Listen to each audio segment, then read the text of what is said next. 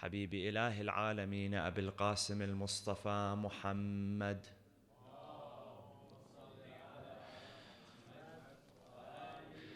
وعلى أهل بيته الطيبين الطاهرين المعصومين المنتجبين صلى الله وسلم عليك يا رسول الله صلى الله وسلم عليك يا أبا عبد الله يا رحمة الله الواسعة ويا باب نجاة الأمة يا ليتنا كنا معكم سيدي فنفوز فوزا عظيما.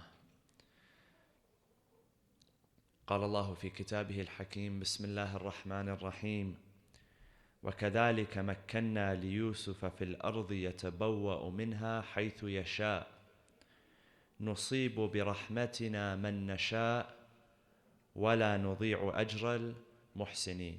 صدق الله العلي العظيم وصلوا على محمد وآل محمد.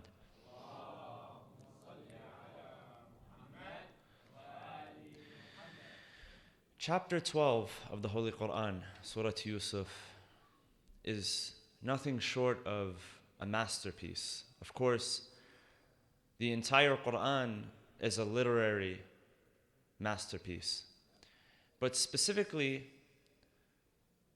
chapter number 12, Surah Yusuf, which is chronologically arranged, the story of Yusuf, and serves as a model for a number of Islamic principles and values, such as patience, forbearance.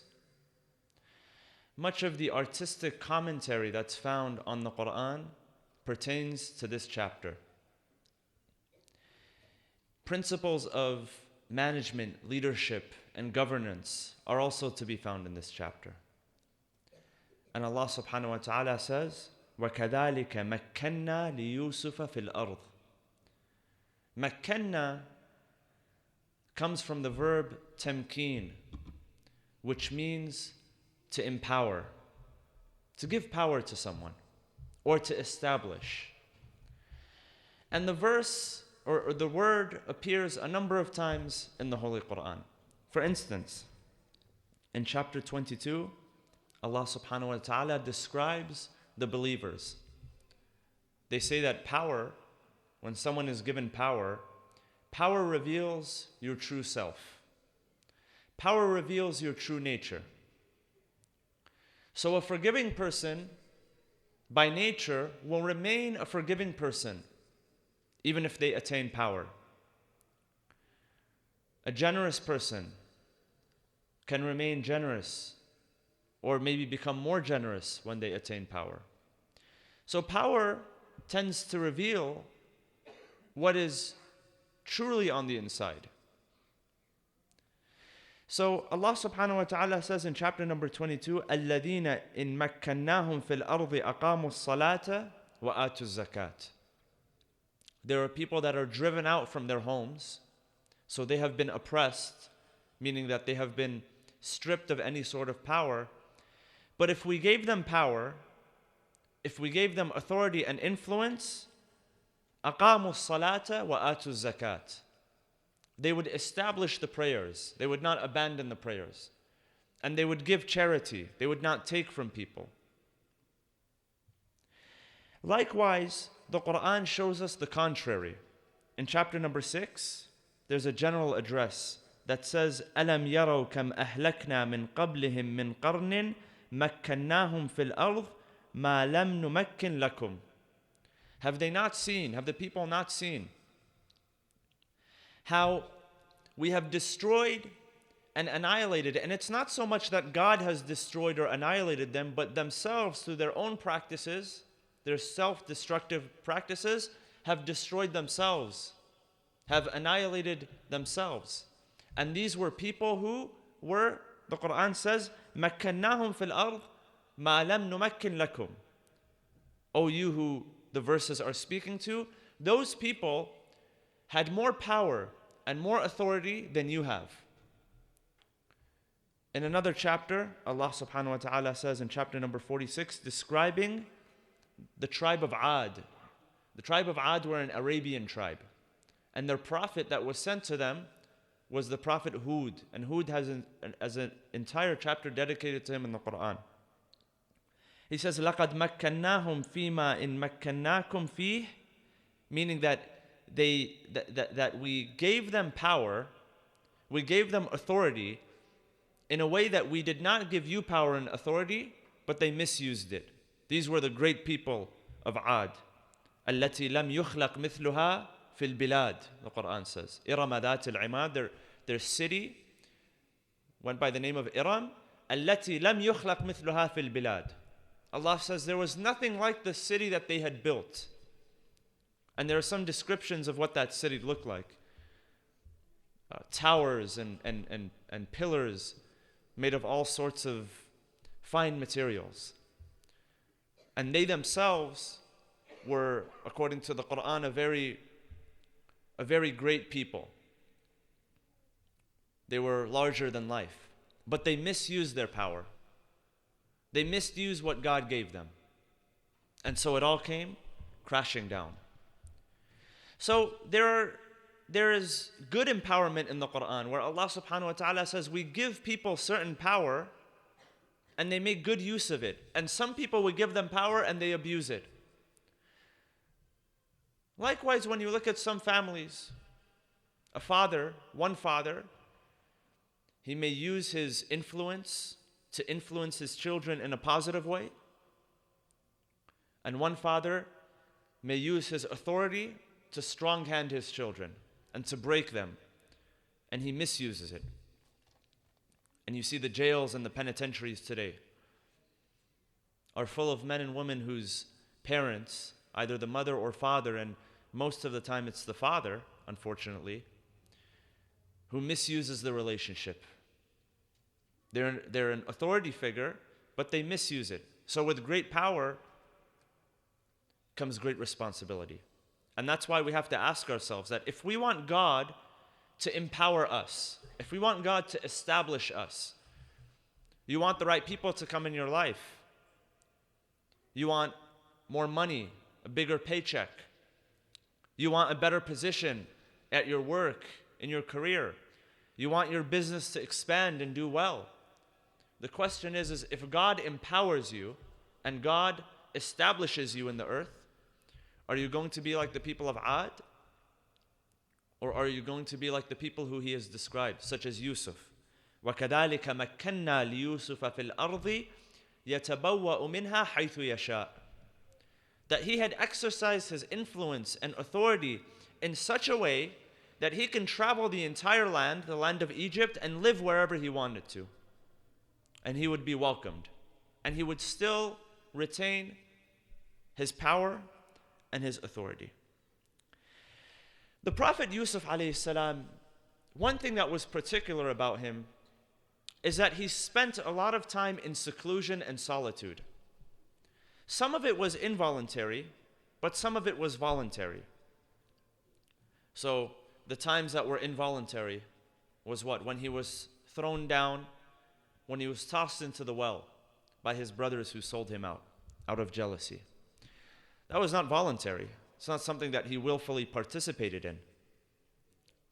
There are narrations that teach us the dua, the supplication that the Prophet Yusuf supplicated by when he was in the darkness of the well in order to be saved.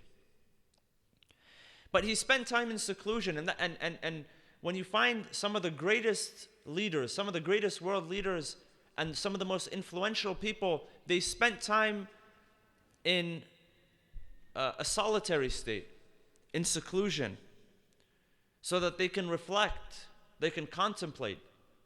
The Quran constantly challenges mankind to reflect and think and contemplate. أَفَلَا يَتَدَبَّرُونَ أَفَلَا يَتَفَكَّرُونَ. Do they not think? Do they not ponder?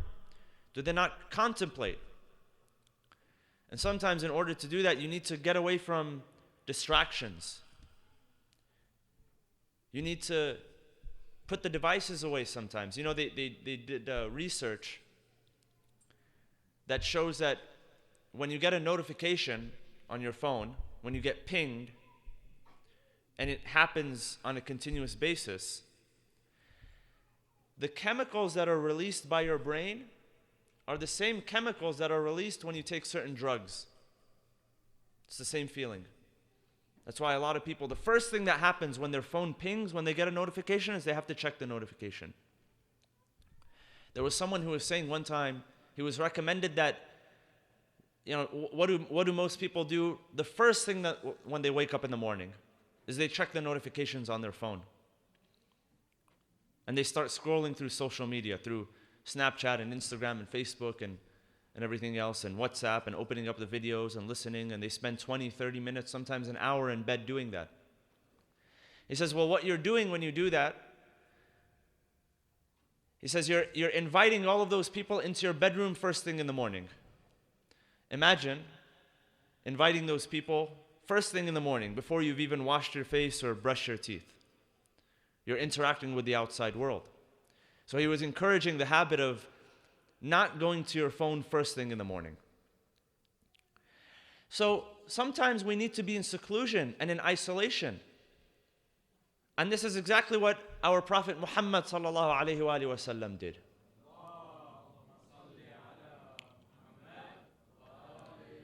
He would seek seclusion. He would seek to be alone in the cave of Hira. And that's where he received his wisdom. That's where he received his inspiration. If you read the description of Jesus Christ in the Bible, the Prophet Isa alayhi salam, he would spend time alone in the wilderness. Even some of the more influential leaders. There's a narration that's narrated from our seventh Imam, Al-Imam Musa al-Kadhim alayhi salam. And history describes him as having spent a very long time in jail, in prison. And there's a debate about how long he spent exactly. But there's a narration that the Imam alayhi salam, this was his attitude when he was in the darkness. And it wasn't just a prison, like a penitentiary you see today. It was a tamura, it was a pit in the ground. And no light would enter. Narrations say that he would come close in order to attain some of the light, and the guards would use their weapons to push him back into the darkness. And in those moments, his dua, his supplication to God was, "Oh Allah, I have been waiting for a time for you to place me in solitary confinement so I can build my relationship with you. I've been looking forward to this, being alone." So sometimes being alone, not loneliness, but being alone is good for you. Some influential leaders, modern day influential leaders, that's where their greatness came from. It came from solitary confinement. They say that Abraham Lincoln used to spend a lot of time in the wilderness with his axe. And that's how he got the name Honest Abe. That's where his honesty came from. If you read the autobiography of Malcolm X, which I recommend, some of you are familiar with his life, maybe you've seen the movie, but if you read his autobiography, where did he become enlightened? It wasn't when he was on the street.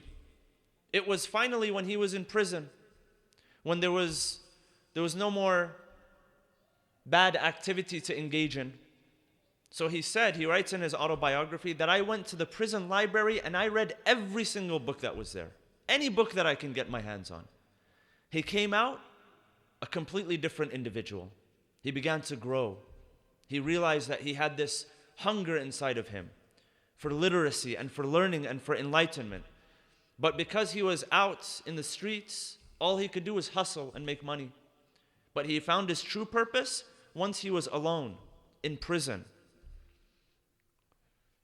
So sometimes we're trying to find ourselves by surrounding ourselves with people. Sometimes you need solitary confinement to find yourself, to dig deep, to figure out who you truly are on the inside. And that's the story of Yusuf. What that begins to create, once you reflect, is a concept today known as self-awareness. When they talk about emotional intelligence, EQ, and there's a number of books that have been written on the subject of emotional intelligence and the multiple intelligence theory. Self-awareness is a big part of emotional intelligence. Knowing yourself, knowing your habits, knowing your triggers, knowing when you get angry, or what causes you joy and happiness. Knowing yourself. And this is why the hadith of Rasulullah sallallahu alayhi wa sallam says, "Man arafa nafsah, faqad arafa rabbah." He who knows himself, meaning he who develops self-awareness, he will know Allah subhanahu wa ta'ala. Sometimes we're looking for God, thinking that we're going to find God in a book that we read, or out in the wilderness. Back in California, there's a number of national parks, and it's known that Yosemite National Park is where atheists go to feel spiritual. I spoke to a doctor one time, a highly accomplished doctor. He said he was born into an Orthodox church. He says, but I'm kind of agnostic atheist, and if I want to know that there's a sense of a God, I go to Yosemite Park. So people, they go out into the wilderness, they search, but they never search within themselves. All of it resides within you, because you are God's greatest sign. There are a few verses of poetry that are attributed to Amir al-Mu'mineen. أتزعم أنك جرم صغير وفيك انطوى العالم الأكبر. Do you claim that you're a tiny speck when the entire universe is enfolded in you? So sometimes we need to look inwards. I was listening to someone one time, he said that he was telling a story. It's a fictional story, but it makes a lot of sense. It's like Aesop's fables, He said a group of devils got together, a group of shayateen. The Quran talks about when the shayateen get together and they begin to conspire with one another. So they were asking among themselves that how do we strip humanity of joy and happiness? So one of them suggested, let's bury it deep down into the ocean. So they said, no, human beings, their technology is getting better and better. They're reaching the darkest parts of the ocean. So they said, okay, where else can we hide it? They said, well, we'll hide it on top of the highest mountain. And they said, no, well, human beings have been, recently conquering, Mount Everest? People have reached the top of Everest. They'll find it there. So one of them came up with a good idea. He said, we'll bury it deep within their hearts. Because that's the one place where most people, they don't look. So they go to the deepest parts of the ocean and the highest parts of the mountain, but they don't look within themselves. So what you need for joy and happiness is not located out there, it's located within. But because we're so distracted by the outside world, we think that our happiness comes from the outside world. It doesn't come from the outside world. Happiness is a choice. It's a state of mind. And not every day you're going to be happy. Joy is different than happiness. So someone was saying recently that every day you love your kids, but every day you don't like your kids. There are days when you don't like your kids, but you still love your kids. And love comes from joy. Liking comes from happiness. That was the point. So in order to reach those high levels of ma'rifah, of recognition, and if you want to recognize Allah subhanahu wa ta'ala, you look within. See, self-awareness is even important from a medical point of view and a mental health point of view. Some mental health disorders, some mental health challenges, sometimes people say, well, this person has depression, or this person has schizophrenia, or this person they're affected by a certain condition, and they're in denial, which is true. But denial is only short term. When it's long term, it's not denial, it's lack of self-awareness. Denial is something which is temporary. If you're familiar with when they talk about in psychology the 5 stages of grief, when you lose a loved one, or when when the doctor gives you a diagnosis and says you have 6 months to live or 3 months to live. What are the 5 stages? It begins with denial. That's the first one. They call it the Kubler-Ross model. It was designed by Elizabeth Kubler-Ross, who was a psychologist in the 1960s. Number 1 is denial. You tend to deny it first. When you hear the news of someone, you deny it. The second is anger, I believe. And then after anger comes bargaining. You start to bargain. If I'm a good person, is this going to be reversed? Can I earn my life back? And then the fourth is depression. And then the fifth, finally, is acceptance. Those are the 5 stages. Denial, the first one, is temporary. It's always temporary. Finally, you get to a point where you realize that, no, this person has really passed away. They've departed. Or I'm really facing this challenge and I need to stop denying it. I need to move on to another emotion. So denial, when it comes to mental health illness as well, is something which is temporary. If the mental health illness proceeds for a long time, it's no longer denial. Now it's a lack of self-awareness. So we need to start knowing ourselves. Man arafa nafsah, faqad arafa rabbah. And this was the story of the Prophet Yusuf. Now I want to share with you 3 things that the Prophet Yusuf alayhi salam saw within himself. Number 1, Yusuf was a man of confidence. He was very confident in his ability. And he says in the Quran, when his time came, قَالَ اجْعَلْنِي عَلَى خَزَائِنِ الْأَرْضِ إِنِّي حَفِيظٌ عَلِيمٌ. When finally his time came, after he had successfully interpreted the dream of the king, and the king was happy with him, he stepped up to the plate. He had the confidence to step up to the plate and say, قَالَ اجْعَلْنِي عَلَى خَزَائِنِ الْأَرْضِ.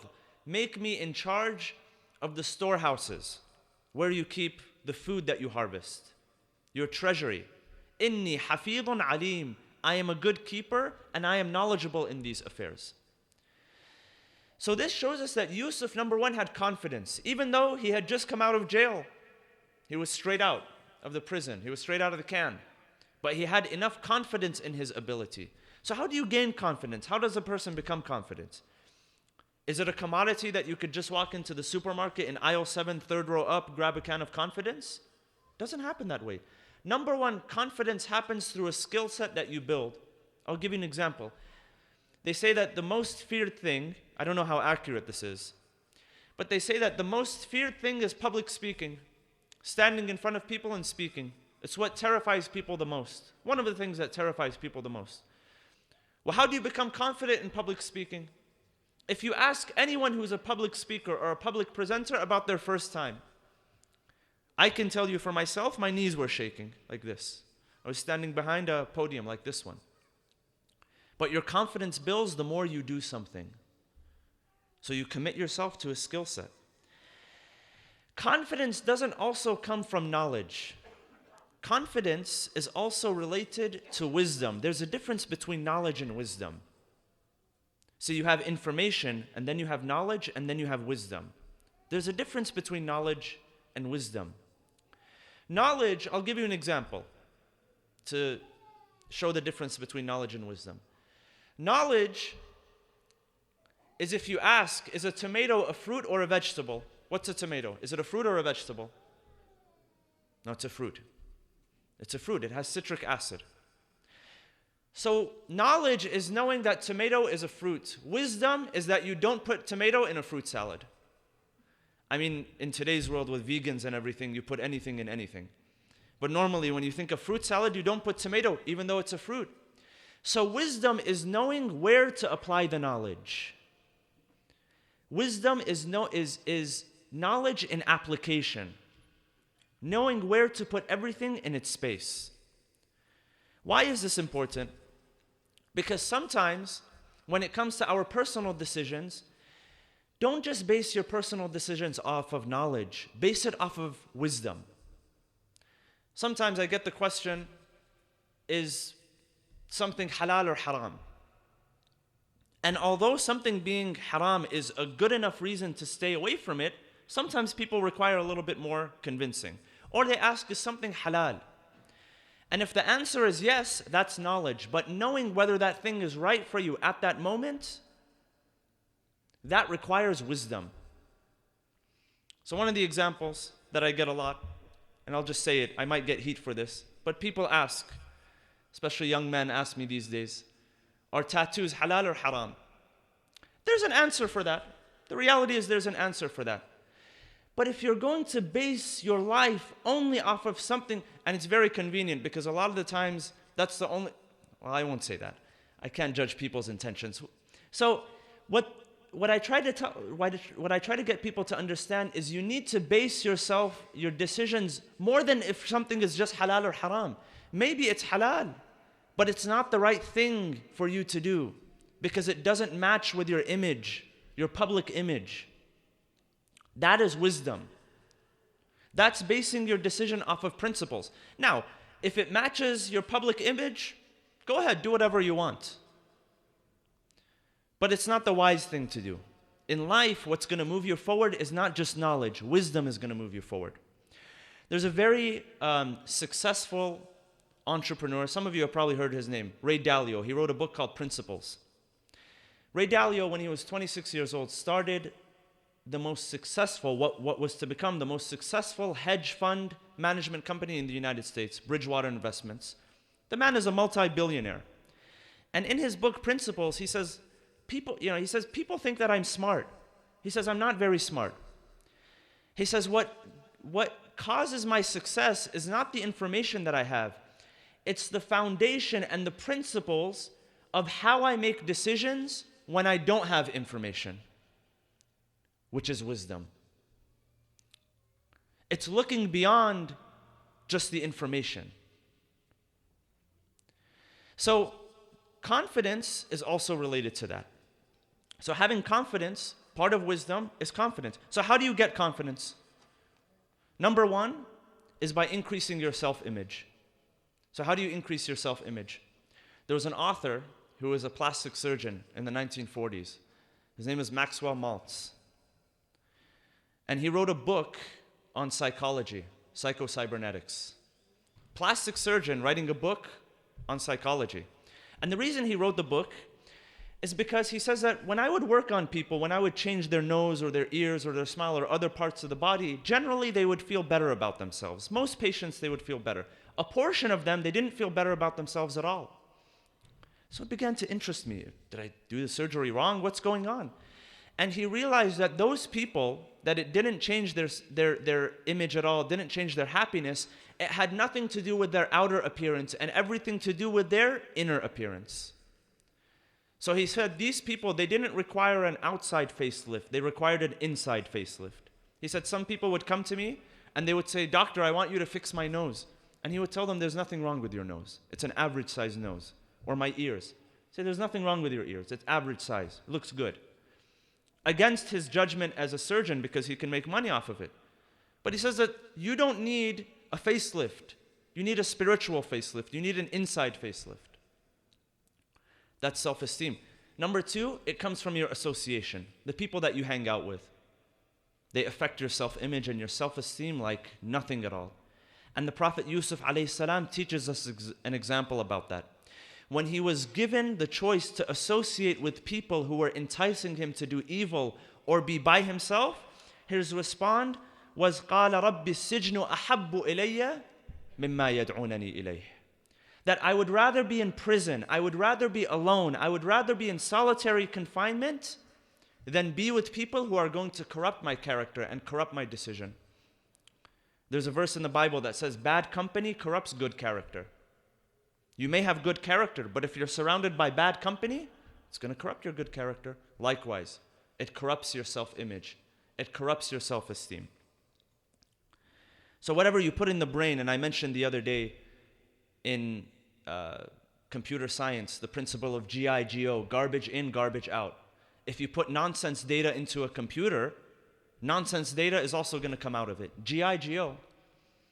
That was a phrase that was repeated in the early days when it came to computer programming and computer sciences. And your brain is a multi-trillion-dollar supercomputer. There was a professor by the name of Dr. Charles Herrick of the University of Chicago, and he did this study many years ago, about 100 years ago.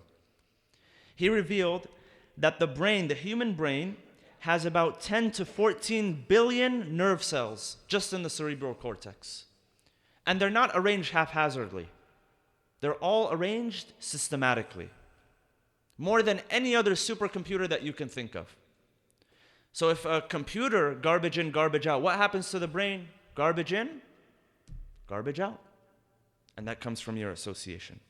So number one is confidence. Number two is competence. What is competence?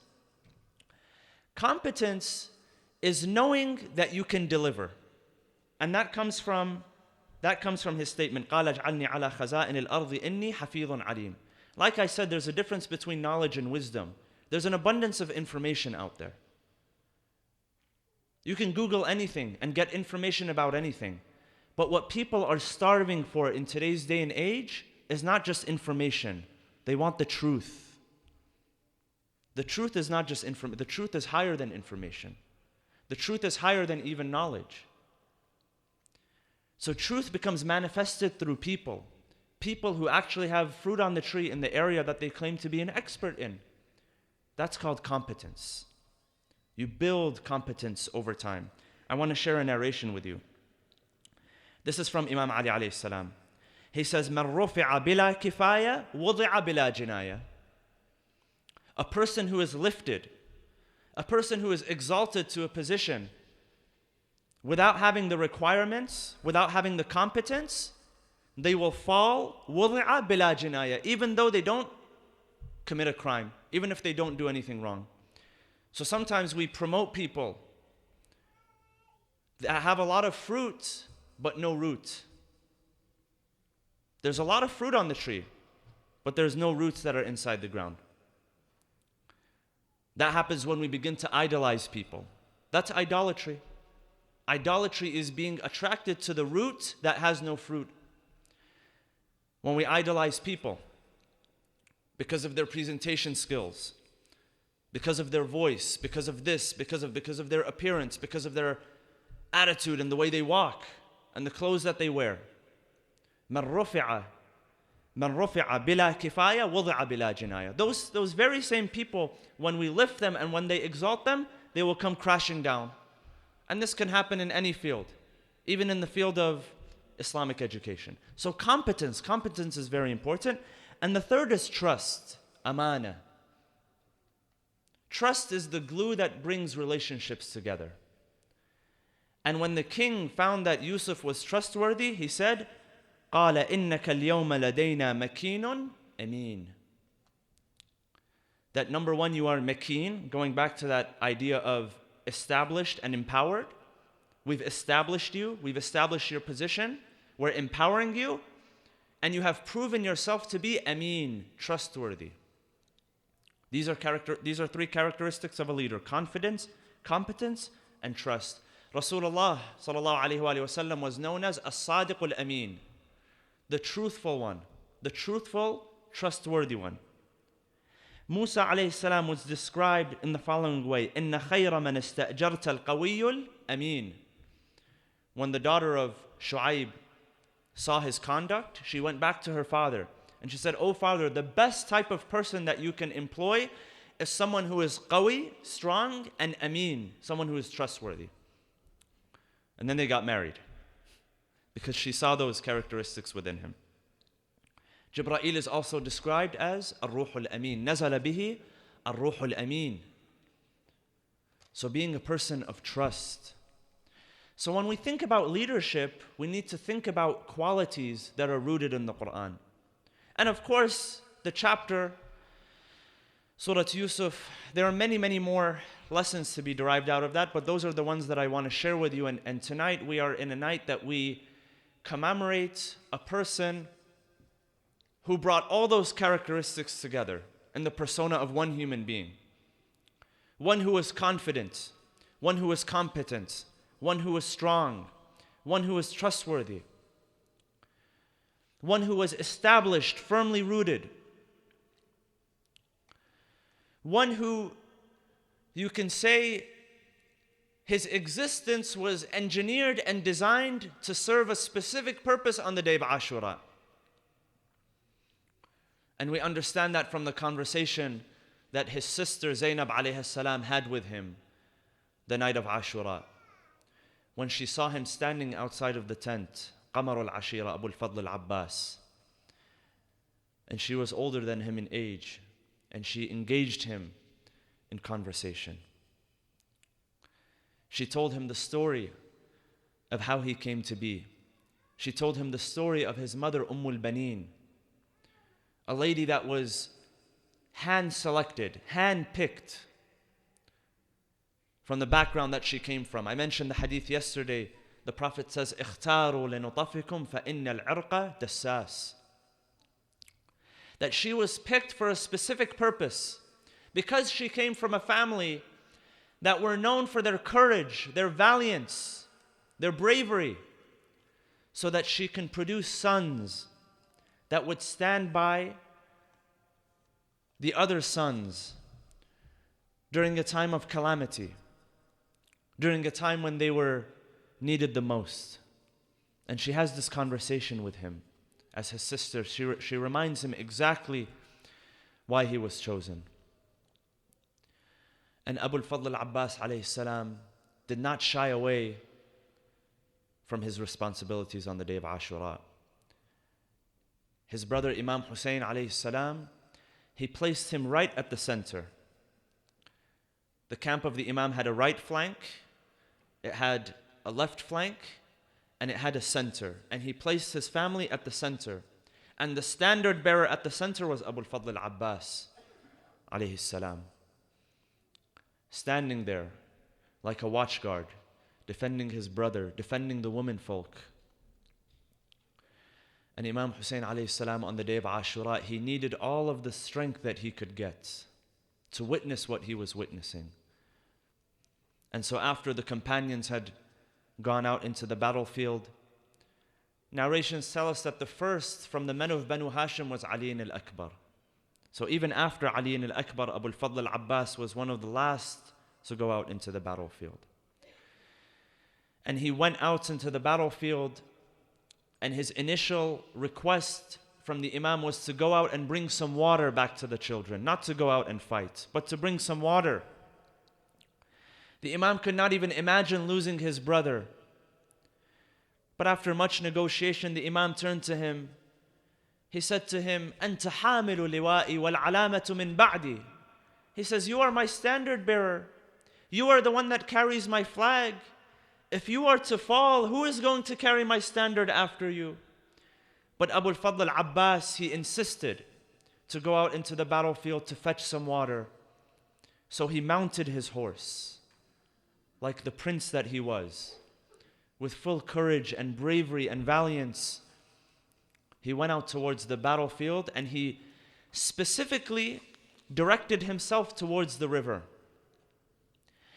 And nobody can fight Abu al-Fadl al-Abbas face to face. So they tried to deter him from getting to the water, but he began to scatter them left and right, until finally the path was made for him to kneel into the river, Nahr al-Alqami, to place his hands in the water, to draw some of that cold water, to place into the canteen, to take back to the children. And he placed his hands into the water, and the narration says, فَتَذَكَّرَ عَطَشَ الْحُسَيْنِ عَلَيْهِ السَّلَامِ. He remembered the thirst of his brother Hussein alayhi salam. And Imam al-Baqir alayhi salam says at that moment, he says, كَانَ قَلْبَ عَمِّيَ الْعَبَّاسِ كَصَالِيَةِ الْجَمْرِ مِنَ الظَّمَا. He says, from thirst, Al-Abbas himself, his heart was like a burning piece of charcoal. He was burning on the inside. Imagine what a drink of water, a sip of water would have done to him, how it would have brought back his strength. He began to speak to himself. يا نفس من بعد الحسين هوني وبعده لا كنت أن تكوني هذا الحسين وارد المنون وتشربين بارد المعين.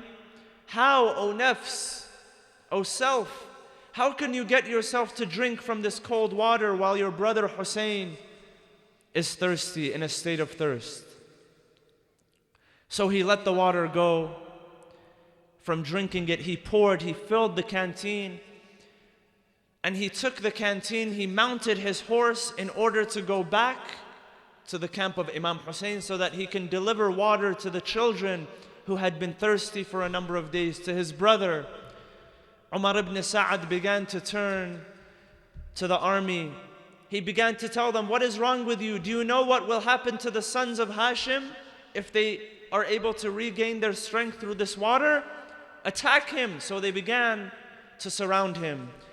But Abu al-Fadl al-Abbas was valiant. His resolve was strong. He knew what his mission was. So he began to head back. And as he began to head back, the narration says that one of the enemy soldiers who was hiding behind a palm tree, he came out from behind the palm tree and he struck Abu al-Fadl al-Abbas on his right arm, immediately severing it. Abu al-Fadl al-Abbas alayhi salam began to recite verses of poetry that even if you cut off my right arm, I will still continue to defend. He defended himself in any way that he could with his left hand until someone else came, another one of the enemy army came to him and struck him on his left hand, also severing it. At this moment, Abu al-Fadl al-Abbas was defenseless. He saw that his only chance was to deliver the water, was to run back to the camp. So the narration says that he grabbed the handle of the container with his teeth and he began to run in the direction of Imam Hussein alayhi salam. He began to run, but at that moment the arrows began to rain down from him from every side, from left and right. Finally, he was struck down. He continued to struggle, he continued to want to move forward, but then finally one arrow fell into the canteen and the water began to gush forth from it. At that moment, Abu al-Fadl al-Abbas realized that he would not be able to continue his mission, so he laid in his place. As he laid in his place, the enemy soldiers began to surround him from every direction. They began to rain down upon him with their arrows, with their spears, with their weapons. Finally, one of them came and took a flagpole and struck Abu al-Fadl al-Abbas on his head. At that moment, Imam Hussein alayhi salam, seeing his brother, begins to flee out into the battlefield. When the enemy soldiers see Imam Hussein, they began to scatter left and right. Imam Hussein tells them, إِلَىٰ أَيْنَ تَفِرُّونَ وَقَدْ كَسَرْتُمْ ظَهْرِي إِلَىٰ أَيْنَ تَفِرُّونَ وَقَدْ قَتَلْتُمْ إِبْنُ وَالِدِي. Where are you going now that you have broken my back? Where are you going now that you have killed my brother? Imam Hussein comes to his brother Abu al-Fadl al-Abbas. He finds him bleeding from head to toe, staying in his place during his last moments. He places his head in his lap. He begins to caress him. He begins to remove the dirt from his face. And Abu al-Fadl al-Abbas alayhi salam, narration says that he removed his head from the lap of Hussein. He placed it on the floor. Again, Imam Hussein placed his head in his lap. Again, he removed it. For a third time, he did the same thing. He says, why are you removing your head, O brother Abbas? It is your brother Hussein here who is now taking care of you. He said, Sayyidi Aba Abdullah, you are now taking care of me. You are now caressing me. But who will be there for you when you are lying on the plains of Karbala? Inna lillah wa inna ilayhi raji'un. Imam Hussein alayhi salam came back. He pleaded with his brother to come back so that he can bury him next to the other martyrs that had passed away. Abu al-Fadl al-Abbas, knowing that he had not taken water back, refused. So he remained in his place. Inna lillah wa inna ilayhi raji'un. وسيعلم الذين ظلموا أي منقلب ينقلبون والعاقبة للمتقين. بسم الله الرحمن الرحيم. اللهم اغفر للمؤمنين والمؤمنات والمسلمين والمسلمات الأحياء منهم والأموات. تابع بيننا وبينهم بالخيرات. إنك مجيب الدعوات، إنك قاضي الحاجات، إنك على كل شيء قدير، برحمتك يا أرحم الراحمين. وصلى الله وسلم على سيدنا محمد وعلى أهل بيته الطيبين الطاهرين.